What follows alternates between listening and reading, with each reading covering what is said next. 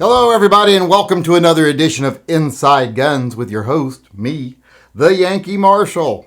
Today, I want to address something that's come to me from a lot of viewers in the past couple of weeks.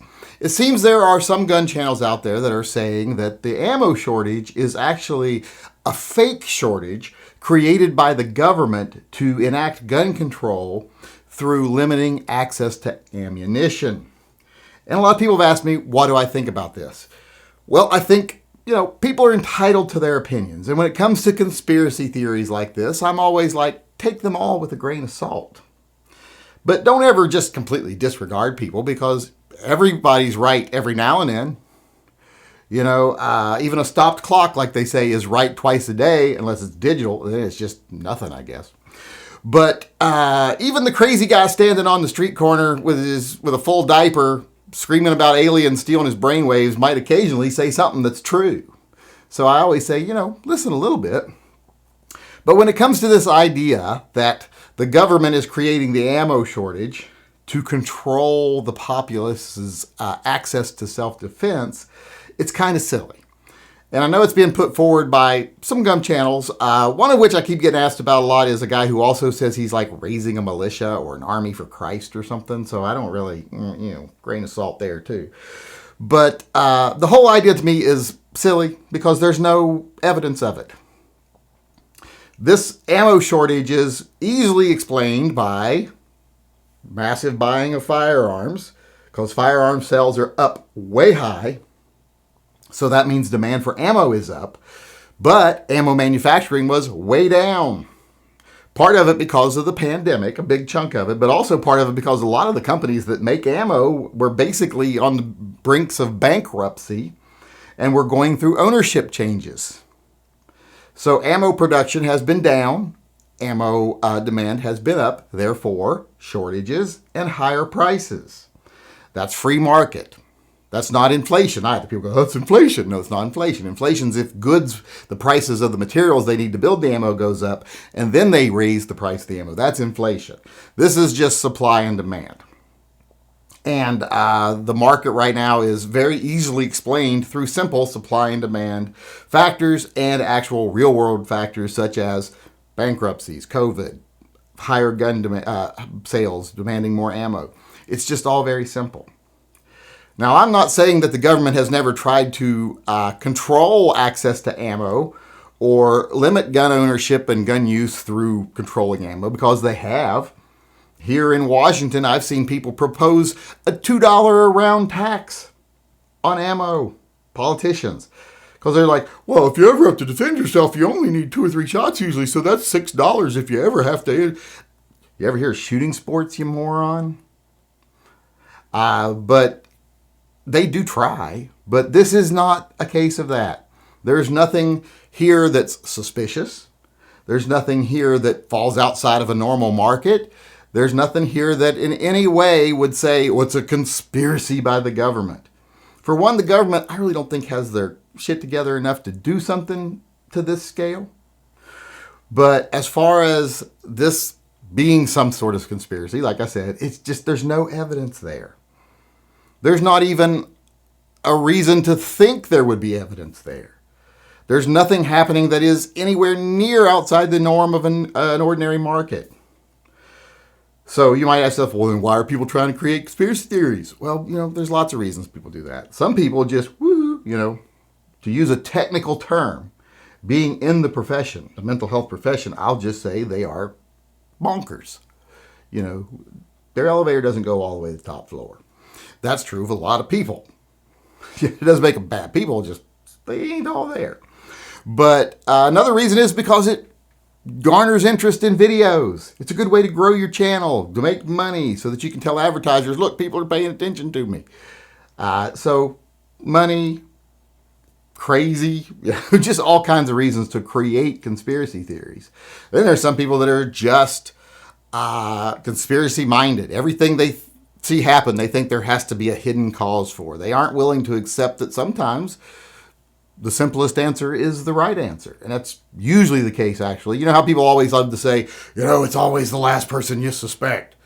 That's total fucking bullshit, because 98% of the time, it's the first person you suspect. It's like if some girl goes missing in the Bahamas, it's almost always a boyfriend. If a wife goes missing, it's almost always the husband. It's not the last person you expect. It wasn't, the mailman 2 states over who happened to pass her by in the grocery store. No, it's not that kind of shit. It's the husband usually. Same thing here. This is just normal market stuff. The simplest answer is the right answer. Demand is up, supply is down, so prices are up and availability is down. It's not a government conspiracy. Got nothing to do with that. It's just unfortunate market circumstances right now, and it's temporary. I myself have decided that, I'm going to shoot a little bit because I'm hoping that ammo's coming back. I've seen it coming back. I bought ammo yesterday. The shelves aren't empty like they were. The prices are still higher than they would be, but it's there now at least. So things are getting better. They're going to get better relatively quickly. It's not going to take forever for the ammo market to catch back up. Once they're in full production, like now Remington, their ownership change is complete now. A lot of the factories in states where they had restrictions on manufacturing lines and how many people could be working, those are being lifted now. So you're going to see ammo coming back to the market.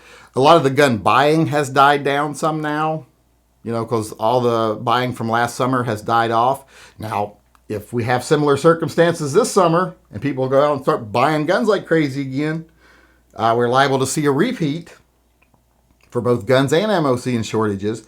But right now, it's nothing unheard of. It's nothing that's not easily explained without resorting to conspiracy theories. So as far as the conspiracy theory is concerned that the government is controlling access to ammo or somehow creating the shortage, nope, that's all on us. That's all on the market. In this case, the conspiracy is just this silly idea and really should be mostly ignored. And that way we can pay attention to the real issue, because people love to create issues that distract people from real issues. And this is just one of those. So instead of being distracted by just the government creating the ammo shortage, pay attention to the government is trying to put David Chipman in charge of the ATF, real stuff like that. The Supreme Court is about to hear a gun rights case. Pay attention to stuff like that. Ignore the conspiracy theories, especially in this case, because they don't make any sense. All right, everybody, with that being said, let's move on to my favorite part of the show, gun talk. And today, unfortunately, I'm going to be coming at you with some bad news. Now, this might be news that you don't even care about, or it might be something you thought you already knew, or you might actually already know it. But I bet a lot of people just think they knew it. They thought they knew it when it wasn't true, but now it is true. And instead of talking in circles here for a half hour, I'm just going to come out and say what it is. Brace yourself. The Walther, and no, don't say it's pronounced Walther, because it's pronounced Walther. If Germans wanted to tell us how to pronounce the English alphabet, then they should have been nicer to people in 40s. So it's Walther. And like I was saying, the Walther P99AS, the P99 anti-stress, is discontinued. Now, I know a lot of people, when I said they thought they already knew this, it wasn't discontinued. People thought it's been discontinued for years. No, they've been producing it in limited runs. They haven't been really advertising it, but it's been available through suppliers, through gun shops, etc. They were only doing like 1 or 2 runs a year through 2020, but now as of 2021, it is discontinued. They are not going to make it anymore. And if you're not familiar with this gun, it's one that I have said many times is probably one of the best polymer carry guns in the world, easily top 5. This is a double action, single action striker fired pistol. Like any striker fired gun, you rack it, it's ready to go. But on this gun, you can decock it, have a longer, stronger, heavier double action pull for your first shot, light single action pulls for every shot afterwards, like you would with a hammer fired double action, single action. It's one of the few striker fired guns that had this capability. And I thought this gun was awesome. And not only is it an awesome gun as far as features and performance, it looks great. I always thought this gun was just an amazing looking gun. But now it is discontinued. And that is sad.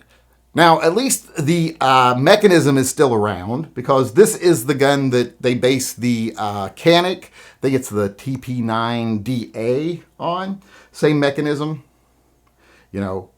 Heavier, longer double action pull for the first shot, lighter single action for every shot afterwards if you decock it once you chamber it up and put it in your holster. So the mechanism still exists, but I don't like Canik guns not because of bad guns. I've never said Canik's a bad gun. Decent guns. They made some bad models, but decent guns. I just don't like guns made in Turkey, which keeps me from buying a lot of shotguns I want to buy. But like I said, at least the mechanism exists. But the TP9SA from Walther is no more. It has been discontinued, and it is a sad day for me, even though I had no plan on buying one, even though I love them. But now that they're not available anymore, now I might have to buy a polymer gun just because I'm like, won't be able to get one again. So for those of you out there that are like me, were a fan of the Walther P99 AS, the anti-stress model, it is no more. It is discontinued. So if you want one, you better find one soon. All right, everybody, I want to end the show today with our pet rescue of the day.